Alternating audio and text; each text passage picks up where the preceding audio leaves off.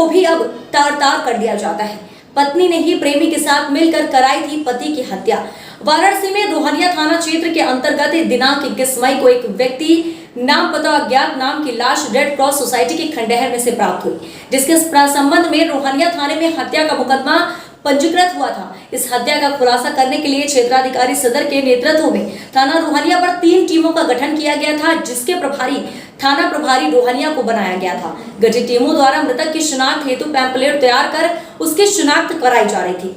अवैध संबंधों के चलते पत्नी ने ही प्रेमी के साथ मिलकर कराई थी पति की हत्या। हत्या की खोजबीन करने के लिए इलेक्ट्रॉनिक मीडिया और न्यूज़पेपर के माध्यम से मृतक व्यक्ति की शिनाख्त उसके भाई सुनील कुमार द्वारा बताया गया कि मृतक का नाम ताराशंकर बिंद पुत्र लालजी बिंद छतेरी मनापुर थाना मिर्जा मुराद जनपद वाराणसी के रूप में हुई है।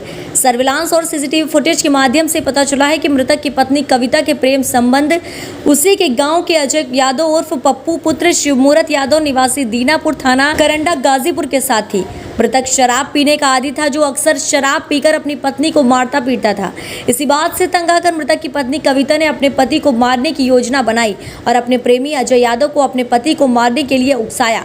अजय ने अपने दोस्त दीपक उर्फ दीप बिंदु पुत्र लालचंद बिंद्र निवासी दीनापुर थाना करंडा गाजीपुर को भी ताराचंद की हत्या में शामिल कर दिया और शीतला धाम मंदिर पर गंगा किनारे ताराचंद की हत्या कर गंगा में डालने की योजना बनाई थी, जिससे लोगों को लगे कि ताराचंद की कोरोना से मौत हो गई है और लाश को गंगा में बहा दिया गया। योजना के अनुसार दिनांक 20 मई को शीतला धाम मंदिर पर कविता ने अन्य किसी कार्यक्रम से अजय को सूचना दी थी, किंतु बारिश होने के कारण कविता नहीं आ पाई, जिसकी वजह से दिनांक 20 मई को घटना को अंजाम नहीं दिया जा सका। अगले दिन 21 मई को कविता ने शीतला धाम मंदिर में फिर किसी अन्य कार्यक्रम की सूचना अजय को दी, तो अजय अपने दोस्त दीपू के साथ ताराचंद की हत्या करने शीतला धाम मंदिर पर पहुंच गया। वहां पर लोगों की भीड़ होने एवं मौका न मिलने के कारण अजय एवं हत्या की घटना को अंजाम नहीं दे सके। अजय एवं दीपू ने मिलकर कविता को बच्चों के साथ गाड़ी में बैठाकर ससुराल भेज दिया, जबकि अजय एवं दीपू ताराचंद को अपने साथ मोटरसाइकिल पर बैठा खनाव ले गए। खनाव में खंडहर नुमा अस्पताल के पीछे अजय एवं दीपू ने ताराचंद को शराब पिलाई। तभी मौका पाकर अजय ने ताराचंद की चाकू से गर्दन काट दी, जिससे ताराचंद मौके पर गिरकर तड़पने लगा, तो दीपू ने ताराचंद के सर पर किसी अन्य चीज से प्रहार कर वार कर दिया, जिससे ताराचंद की मौके पर ही मौत हो गई। अजय ने चाकू को घटनास्थल से कुछ दूर झाड़ियों में छिपा दिया। दोनों मोटरसाइकिल से अपने घर चले गए। आज दिनांक 12 जून को मुखबरी की सूचना पर वांछित अभियुक्तगण अजय, दीपू एवं कविता को समय करीब 9 बजे अखरी चौराहे के पास घटना में प्रयुक्त मोटरसाइकिल के साथ रोहनिया पुलिस द्वारा गिरफ्तार किया गया है। दिनांक 21/5/2021 को एक अज्ञात शव ग्राम खनाव थाना रोहनिया की रेड क्रॉस सोसाइटी की बिल्डिंग के पास से बरामद हुआ था।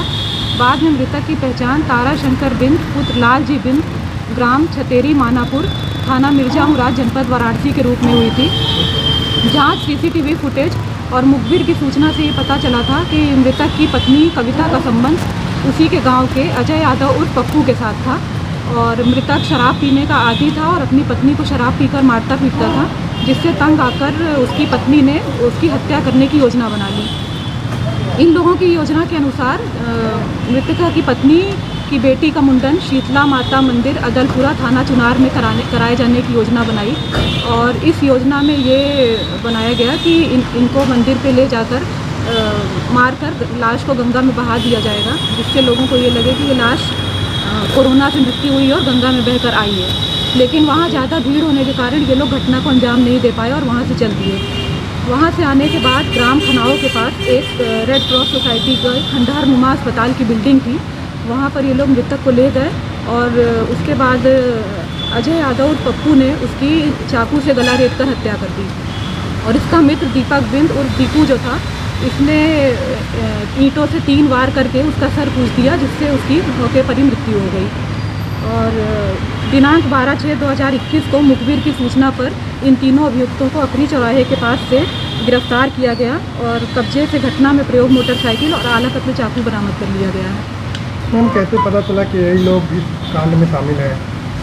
ये मुखबिर की सूचना से पता चला था और इसकी पत्नी का संबंध अजय यादव और पप्पू से था।